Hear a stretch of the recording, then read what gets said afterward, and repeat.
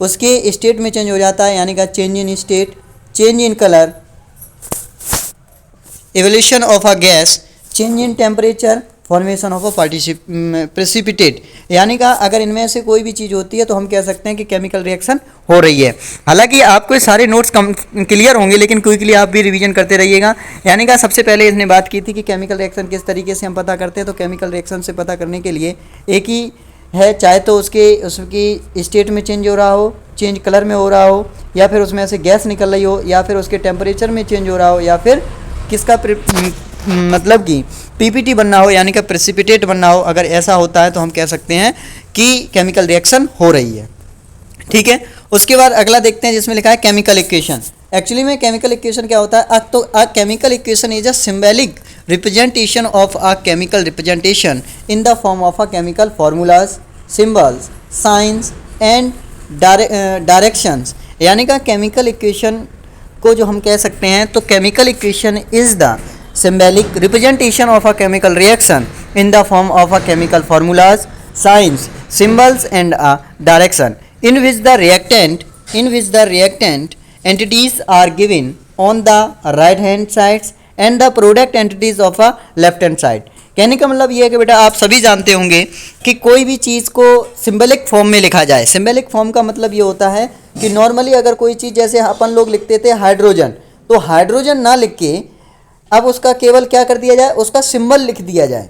यानी कि symbol hydrogen का क्या होता है? H होता है। ऑक्सीजन ना लिख के डायरेक्ट O2 लिख दिया जाए। कार्बन डाइऑक्साइड ना लिख कर डायरेक्ट क्या लिख दिया जाए? CO2 लिख दिया जाए।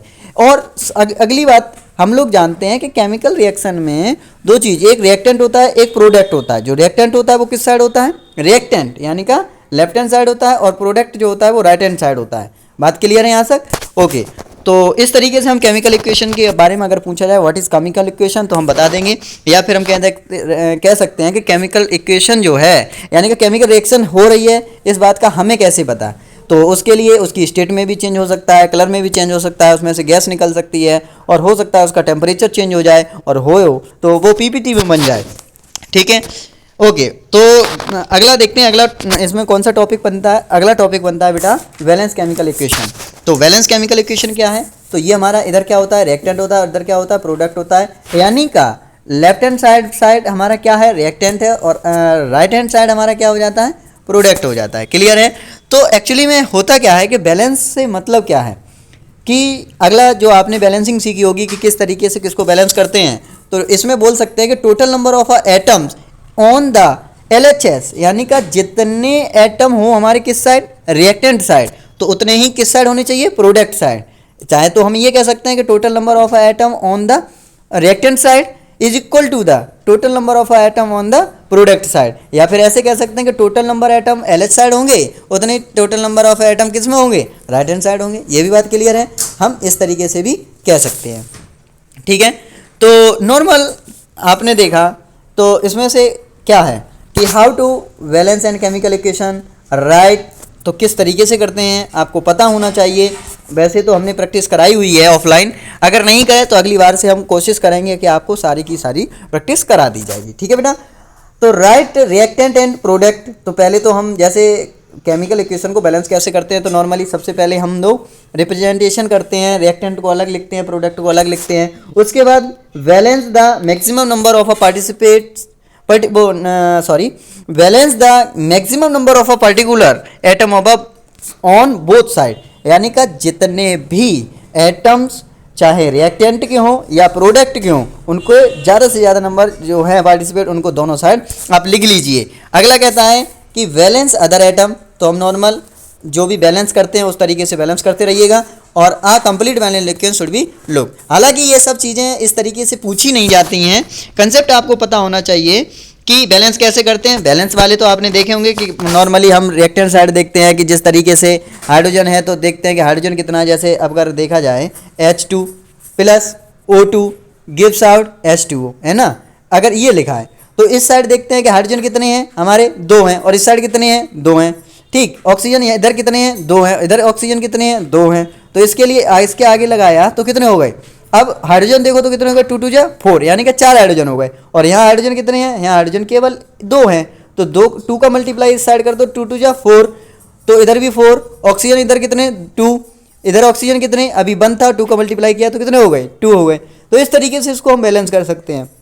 देखिए ये टॉपिक इंपॉर्टेंट है। यदि आप लोगों ने अभी बैलेंसिंग नहीं सीखी हो तो एनसीईआरटी में जितनी भी क्वेश्चन दिए गए हैं वो बैलेंसिंग करके ही ज़रूर जाएं, क्योंकि कई बार फॉर्मूला से बैलेंसिंग करवाया है तो कई बार उन्होंने डायरेक्ट दे दिया है, वहाँ से करवाया है। ठीक है, ये इंपॉर्टेंट हो जाता है। ये बैलेंसिंग की प्रैक्टिस आप ज़रूर करें। अगर आपसे नहीं हो रही है, अगर आप नहीं कर पा रहे हैं तो कमेंट बॉक्स में बताइए, हम आपकी तैयारी को करवाते हैं। ठीक है, नेक्स्ट देखें तो जिस तरीके से इन्होंने बताया है कि ये रिएक्शन है, ठीक, उसके बाद देखें हमारा टॉपिक, नेक्स्ट टॉपिक जो हमको तैयार होना चाहिए, क्योंकि हम क्विकली रिवीजन करा रहे हैं तो थोड़ा जल्दी में बोलेंगे, आपको टॉपिक टच कराएंगे। अगर आपने वो टॉपिक नहीं पढ़ा है तो विस्तार से पढ़ लीजिएगा, और अगर आपको चाहिए, अगर हमसे पढ़ना चाहते हैं तो आप हमको कमेंट बॉक्स में बता सकते हैं। ठीक है, तो नेक्स्ट टॉपिक आता है हमारा कौन सा, type of a reaction. Type of a reaction क्या है, तो नंबर 1 सबसे पहले टाइप डालते हैं तो कॉम्बिनेशन रिएक्शन। कॉम्बिनेशन रिएक्शन क्या होती हैं? अच्छा, मैं आपको सिंपल तौर पे बता रहा हूँ। कॉम्बिनेशन रिएक्शन एक ऐसी रिएक्शन को याद मानिए जब 2 या 2 से अधिक रिएक्टेंट, 2 और more reactants combine to a form of a single product, यानी का 2 या 2 से अधिक रिएक्टेंट जो हैं वो कंबाइन होके क्या बना दें, एक सिंगल प्रोडक्ट बना दें। यदि ऐसा करते हैं तो वो कौन सी रिएक्शन कहलाती है, कॉम्बिनेशन रिएक्शन कहलाती है। आप लोग इस चीज़ को याद रखेंगे। ठीक है, अब नेक्स्ट देखते हैं। अच्छा, इसका एग्जाम्पल देखिएगा, तो इसका एग्जाम्पल CaO प्लस H2O, यानी का 2 या 2 से अधिक गिव्स आउट CaOH का होल ट्वाइस, यानी का कैल्शियम ऑक्साइड। देखिए बेटा, एक्चुअली में सबसे ज़्यादा पूछा जाता है कि ये रिएक्शन तो सभी को याद होगी, CaO plus H2O gives out CaOH का होल ट्वाइस, यानी का कैल्शियम ऑक्साइड की रिएक्शन किसके साथ करा दी गई, ये कैल्शियम ऑक्साइड था, इसकी रिएक्शन किसके साथ करा दी गई, वाटर के साथ करा दी गई, तो कैल्शियम हाइड्रो ऑक्साइड बन गया, यानी का CaOH का होल ट्वाइस बन गया। लेकिन इसमें आपको याद क्या करना है, आपको ये याद करना होता है कि क्विक लाइम किसको कहा जाता है और सिल्क लाइम किसको कहा जाता है। आप इस चीज़ को भी याद रखोगे। क्लियर है? ओके, तो हम अगर देखें तो कॉम्बिनेशन रिएक्शन यहाँ से होती है, तो हमें ये पता चला। ठीक, तो और रिएक्शन क्या है, और रिएक्शन आप कह सकते हो 2 या 2 से अधिक रिएक्टेंट, तो देखो C प्लस ये CS तो सॉलिड स्टेट है, आप इस पे कंफ्यूज ना हो। ठीक है, तो C plus O2 gives out CO2, C plus O2 gives out CO2। तो इस तरीके से हमारा बनता है। नॉर्मल हम देखें तो H2 plus O2 gives out H2O।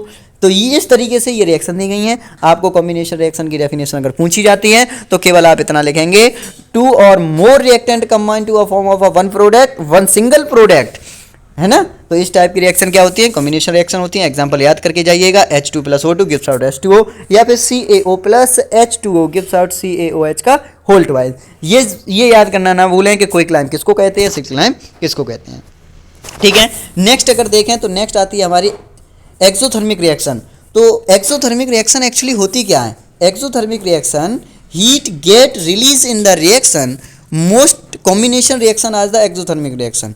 Actually में जिनमें से हीट रिलीज होती हो तो वो रिएक्शन कौन सी रिएक्शन होती हैं, एक्सोथर्मिक रिएक्शन होती हैं। लेकिन मैं आपको यहीं पर एक बात और बता दूं कि मोस्ट केमिकल रिएक्शन आज द एक्सोथर्मिक रिएक्शन। आप ये भी याद रखेंगे कि ज़्यादा से ज़्यादा, अगर ज़्यादातर केसों में देखा जाए तो कॉम्बिनेशन रिएक्शन क्या होती हैं, एक्सोथर्मिक होती हैं। कई बार हमको एमसीक्यू में भी ये बात सुनने को मिल सकती है, देखने को मिल सकती है, कई क्वेश्चनों में भी देखने को मिल सकती है कि all the most of the combination reaction are exothermic या एंडोथर्मिक। तो आपको बताना होगा कि एक्सोथर्मिक रिएक्शन। ठीक है, अगर इसका एग्जाम्पल देखें तो एग्जाम्पल क्या हो गया। अब नॉर्मल सी बात है, ये कॉम्बिनेशन की है तो इसमें से हमें आसानी और हो गई कि कॉम्बिनेशन रिएक्शन है। तो कॉम्बिनेशन रिएक्शन तो अभी हम पढ़ के आए थे, CaO plus H2O gives out CaOH का होल ट्वाइस। और बेटा अब तो आपने याद कर लिया होगा कि सिल्क लाइम किसे कहते हैं, क्विक लाइम किसे कहते हैं। तो क्विक लाइम कहते हैं कैल्शियम ऑक्साइड को, यानी का CaO quick lime calcium oxide, और सिल्क लाइम कहते हैं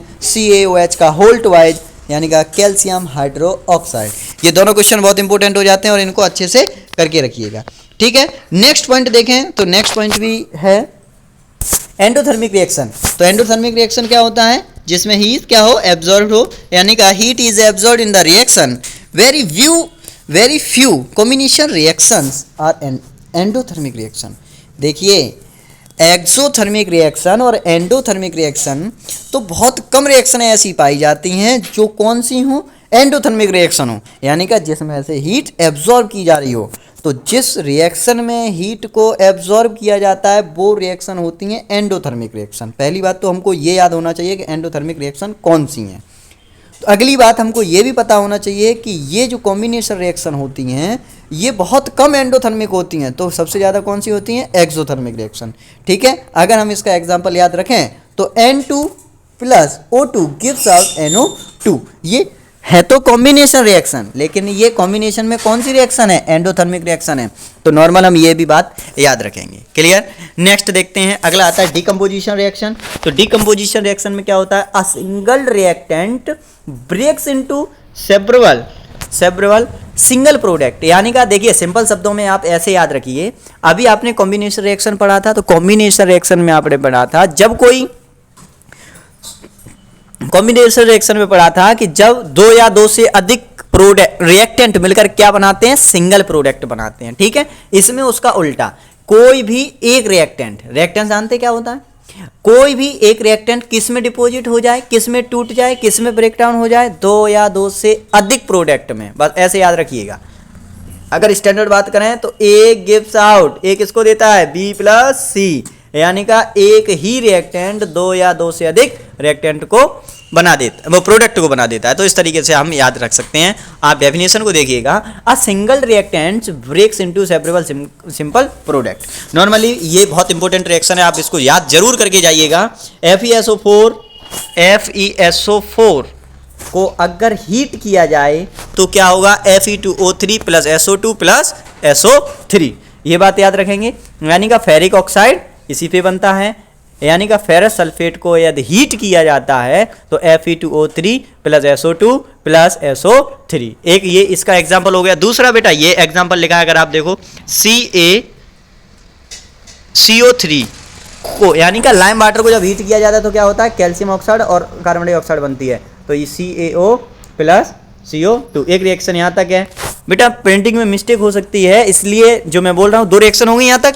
एक रिएक्शन ये हमारी ये वाली रिएक्शन हो गई, ठीक है, और सेकंड रिएक्शन यहाँ से होती है स्टार्ट, जो कि यहाँ तक है, और तीसरी रिएक्शन ये है। हालांकि आप लोग ने ये रिएक्शन सारी की सारी याद कर ली होंगी। यदि आपने याद नहीं करी है तो इनको बिना याद करे मत जाइएगा, इनको जरूर याद करके जाइएगा। डायरेक्टली एंड डायरेक्ट पूछा जा सकता है। ठीक है, अच्छे से रफ कॉपी पे लिख कर चलिए। नेक्स्ट देखते हैं, देखिएगा क्या क्या पॉइंट लिखा है। All decomposition reaction are endothermic. सभी की सभी रिएक्शनें कैसी होती हैं? एंडोथर्मिक होती हैं। और ऊपर पढ़ा था कि most of the combination reaction आज द एक्सोथर्मिक। कुछ ही रिएक्शन थी जो एंडोथर्मिक रिएक्शन थी। क्लियर? ओके, अगला क्वेश्चन अगला देखते हैं। तो नेक्स्ट हमको ये टॉपिक भी टच करके जाना चाहिए, डिस्प्लेसमेंट रिएक्शन। आपको पता है डिस्प्लेसमेंट रिएक्शन अच्छे से याद करके जाइएगा। डिस्प्लेसमेंट ऐसी रिएक्शन थी जिसके लिए हमने आपको एक सीरीज याद करवाई थी। हालांकि अगर आपने भी याद की हो रिएक्टिविटी सीरीज, यानी का इसमें क्या होता है कि in displacement reaction a more reactive metal can displace a less reactive metal form their compounds in aqueous solution. However, a less reactive metal cannot displace more reactive metal. बात समझ में आ रही है? यानी कि आप ठंडे दिमाग से ये सोच कर देखिए, डिस्प्लेसमेंट रिएक्शन का मतलब ये है कि कोई चीज, कोई भी नॉर्मल इंसान से ही बात कर दें, यदि आप किसी भी चेयर पे बैठे हैं तो आपको कौन डिस्प्लेस कर सकता है? जो आपसे ज्यादा ताकतवर हो। तो डिस्प्लेसमेंट रिएक्शन का कंसेप्ट भी यही है कि in displacement reaction a more reactive metals can displace a less reactive metal form their compounds in a aqueous solution. कहने का मतलब ये है कि कोई मोर रिएक्टिव जो मेटल है वो डिस्प्लेस कर सकता है किसको? लेस रिएक्टिव मेटल्स को, and there compounds in the aqueous solution. तो उसके लिए भी नॉर्मल याद रखें, CuSO4 plus Zn gives out ZnSO4 plus Cu। Normal ये रिएक्शन भी हमको याद होनी चाहिए, क्योंकि हम जानते हैं कॉपर जो है वो जिंक से कम रिएक्टिव है, जिंक ज्यादा रिएक्टिव है। तो जिंक ने यहाँ पर क्या किया? SO4 के साथ रिएक्ट कर दिया, यानी का CuSO4 plus Zn gives out ZnSO4 plus Cu। Clear है? उसके बाद अगर देखें दूसरी रिएक्शन तो Fe plus CuSO4 gives out CuS plus FeSO4। ये रिएक्शन भी हो जाती है। इस तरीके से हम याद रखेंगे। ठीक है बेटा। नेक्स्ट देखते हैं, तो नेक्स्ट रिएक्शन आती है double displacement reaction. Double displacement reaction से मतलब ये है, हालांकि कंसेप्ट इसमें भी यही है कि मोर रिएक्टिव कम रिएक्टिव वाले से क्या करता है, मोर रिएक्टिव जो है वो मोर रिएक्टिव जो होगा वो लेस रिएक्टिव को हटा देगा। ठीक है, क्लियर है यहाँ तक। तो इसमें क्या होता है कि अब इसके साथ भी है, जैसे Na2SO4 है और BaCl2 भी है, तो यहाँ से Ba वाला ये इसका प्लस इसके, ये इनमें आयनों का एक्सचेंज होता है। तो हम नॉर्मली कह सकते हैं कि double displacement reaction is defined as ion exchange occurs between two compounds. दोनों कंपाउंड्सों के बीच क्या हो जाए, आयनों का एक्सचेंज हो जाए, और आयनों का एक्सचेंज हो जाना ही क्या कहलाता है, डबल डिस्प्लेसमेंट रिएक्शन। आप लोग यहाँ से याद रखेंगे Na2SO4 plus BaCl2 gives out BaSO4 plus 2 NaCl। ठीक है, क्लियर, ओके। अब देखिएगा इसके लिए इंपॉर्टेंट पॉइंट और है, आप उन पॉइंटों को भी याद रखें। When the aqueous solution of two compounds react by exchanging their respective ions such that one of the product formed insoluble is a insoluble salt and appears in the form of a precipitates, then the reaction is said to be precipitate reaction। देखिए बेटा, काफ़ी बच्चे इस बात पर बहुत doubt में रहते हैं कि what is the difference between double displacement reaction and the precipitate reaction, जिसको पीपीटी आपने शब्द सुना होगा। क्योंकि अब देखिए समय तो बहुत कम है, हालांकि मुझे उम्मीद है कि आप लोगों ने अच्छे से तैयारी कर ली होगी, और नहीं की है तो ये बातें आपको पता होनी चाहिए। तो प्रेसिपिटेट रिएक्शन क्या कहती है, आप समझिए। When the aqueous solution of a two compounds react by exchanging their respective ion, बात समझ रहे हैं, such that one of the product is formed is insoluble salt and appears in the form of a precipitate there, then the reaction is said to be precipitate। clear, okay। next देखते हैं, next point क्या कहता है बेटा। next point कहता है कि when an acid solution react with a base and the two exchange their respectively ions such that only salt and water are products, then the reaction is called neutralization reaction। कुल मिला के बात यह है कि यदि एसिड और base के साथ रिएक्शन को करा दिया जाए, तो ये तो हम भी जानते हैं, ये आपने एसिड बेस चैप्टर में पढ़ा होगा, और नहीं पढ़ा है तो हम जब आपको रिवीजन कराएंगे तो पढ़ाएंगे।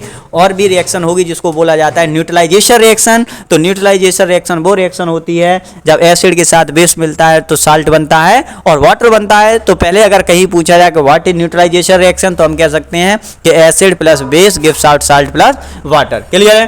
तो इसीलिए इसमें कहा गया है कि when an acid solution react with an a base and the two exchange their respective ions such that only salt and water are product, then the reaction is called a neutralization reaction। Clear है, आप लोग यहाँ तक याद रखिएगा।